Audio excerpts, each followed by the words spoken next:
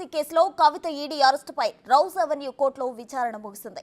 కవిత judicial కస్టడీని న్యాయమూర్తి కావేరి బవీజా మే 14 వరకు పొడిగించారు.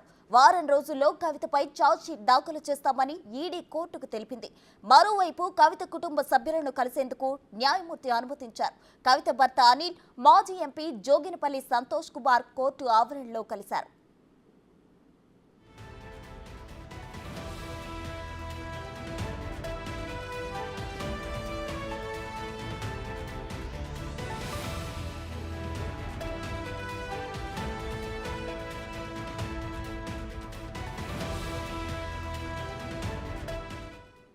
Delhi liquor policy కేసులో కవిత ఈడీ అరెస్టుపై రౌజ్ అవెన్యూ కోర్టులో విచారణ ముగిసింది.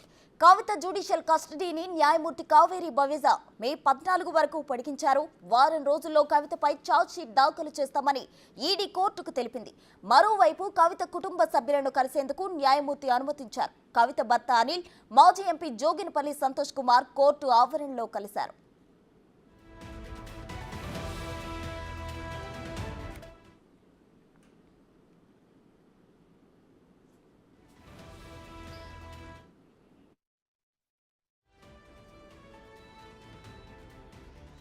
ఢిల్లీ లిక్కర్ పాలసీకి సంబంధించి మనీ లాండరింగ్ కేసులో భాగంగా గోవాకు చెందిన వినోద్ చౌహాన్ 3 రోజుల కస్టడీ ముగిసింది.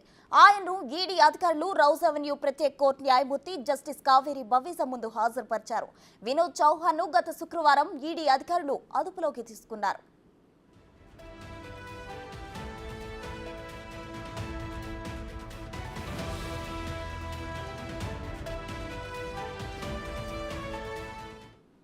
ఇదే అంశానికి సంబంధించి మరింత సమాచారం మా ప్రతినిధి శివ ఢిల్లీ నుండి లైవ్ లో అందించడానికి సిద్ధంగా ఉన్నారు. శివ, చెప్పండి. అటు కవిత జ్యుడిషియల్ కస్టడీ ముగిసింది. అయితే మే 14 వరకు కుటుంబ సభ్యులు కలవడానికి కోర్టు అనుమతించింది. ఇటు చౌహాన్ కి కూడా గత శుక్రవారం ఈడీ అధికారులు అదుపులోకి తీసుకున్నారు. అయితే 3 రోజుల కస్టడీ ముగిసింది. ఓవరాల్ డీటెయిల్స్ ఏంటి శివ?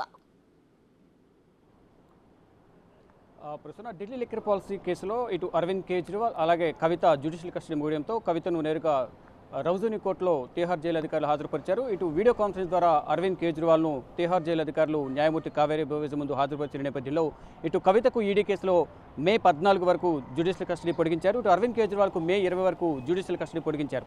మరోవైపు కవిత తరపున వారి కుటుంబ సభ్యులు కోర్టుకు వచ్చిన సందర్భంలో వారి కుటుంబ సభ్యులను కలిసేందుకు అనుమతి ఇవ్వాలంటూ కూడా కవిత తరపు న్యాయవాదులు వాదనలు వినిపించారు. వాదనలు వినిపించిన నేపథ్యంలో వారి కుటుంబ సభ్యులు భర్త అనిల్, అలాగే మాజీ ఎంపీ జోగినపల్లి సంతోష్ భార్య రోహిణి, మరొక కజిన్ను కలిసేందుకు కవితకు అనుమతి ఇచ్చారు. మరోవైపు కవిత భర్త తీసుకొచ్చిన ఆహారాన్ని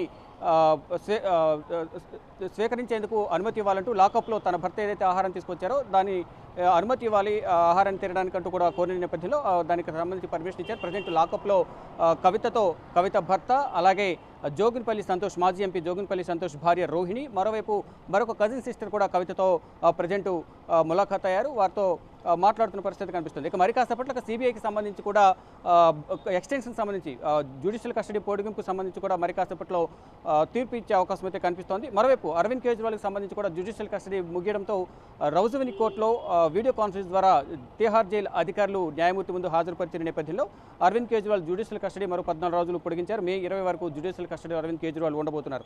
మరోవైపు అరవింద్ కేజ్రీవాల్కి సంబంధించి తన అరెస్ట్ అనేది చట్టవిరుద్ధంగా జరిగిందనే దానిపై సుప్రీంకోర్టును ఆశ్రయించారు. మరోవైపు బెయిల్ పిటిషన్ సంబంధించి మధ్యంతర బెయిల్ పిటిషన్ సంబంధించి కూడా ఇక్కడ వాదనలు కొనసాగుతున్నాయి. ప్రజెంట్ ఉదయం మధ్యాహ్నం 1 గంట వరకు కూడా దీనిపై వాదనలు కొనసాగాయి. మళ్ళీ ఇప్పుడు ఈడీ తరపున అసిస్టెంట్ సొలిసిటర్ జనరల్ ఎస్వి రాజు తన వాదనలు వినిపిస్తున్నారు. అరవింద్ కేజ్రీవాల్కు బెయిల్ మంజూరు చేయదు, బెయిల్ మంజూరు చేయడం ద్వారా సాక్ష్యాలను తారుమారు చేస్తారు, అందరికీ చట్టం అనేది ఒకే విధంగా ఉంటుందంటూ వాదనలు వినిపిస్తున్న పరిస్థితి కనిపిస్తోంది. గతంలో ఈడీ విచారణకు సహకరించి ఉంటే అరవింద్ కేజ్రీవాల్ అరెస్ట్ చేసే వాళ్ళం కాదంటూ కూడా ఈడీ తరపున వాదనలు వినిపిస్తున్నారు. అంటే ఎన్నికలు ఉన్నాయి కాబట్టి 5 సంవత్సరాలకు ఒకసారి ఎన్నికలు వస్తాయి కాబట్టి అరవింద్ కేజ్రీవాల్కు బెయిల్ మంజూరు చేస్తే ఏమవుతుందంటూ కూడా జస్టిస్ సంజీవ్ ఖన్నా కూడా ఈడీని అడిగిన పరిస్థితి కనిపిస్తోంది. ఇక మొత్తంగా చూసుకుంటే ప్రజెంట్ ఇంకా ఈడీ తరపున వాదనలు వినిపిస్తున్నారు.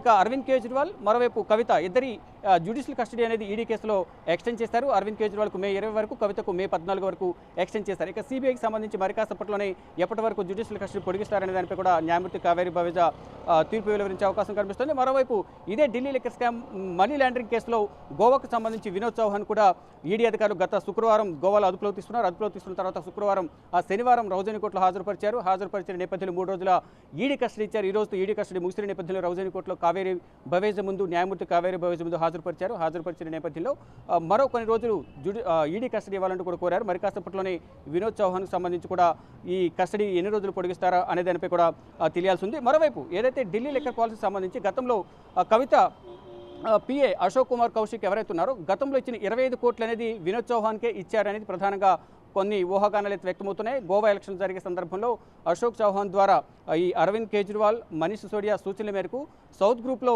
ఏదైతే ముందుగా 25 కోట్లు ఎవరైతే ఇచ్చారో ఇటు మాగుంట రాఘవరెడ్డి, మాగుంట శ్రీనివాసరెడ్డి ఇచ్చిన ఒకసారి 15 కోట్లు, మరొకసారి 10 కోట్లు ఏవైతే ఇచ్చారో ఆ 25 కోట్లు అభిషేక్ బోయిన్పల్లి, అశోక్ కుమార్ కౌశిక్ ద్వారా విజయనగర్కి వెళ్ళి అక్కడ నుంచి గోవా ఎన్నికల్లో 2022లో వినియోగించారు. ఆ సొమ్ము అనేది వినోద్ చౌహాన్కి ఇచ్చారనేది ప్రధానంగా ఈడీ కొన్ని అభియోగాలు నమోదు చేసింది. అభియోగాల నేపథ్యంలోనే, ఆరోపణల నేపథ్యంలోనే ఇటు వినోద్ చౌహాన్ కూడా అదుపులో తీసుకుని 3 రోజులు ఈడీ కస్టడీలో విచారించారు. మరికొన్ని రోజులు ఈడీ కస్టడీ పొడిగించాలంటూ కూడా కోరిన నేపథ్యంలో మరి కాసేపట్లోనే వినోద్ చౌహాన్కు ఎన్ని రోజులు ఈడీ కస్టడీ పొడిగిస్తారనేది కూడా చూడాల్సి ఉంది. For more videos like this, subscribe Big TV channel.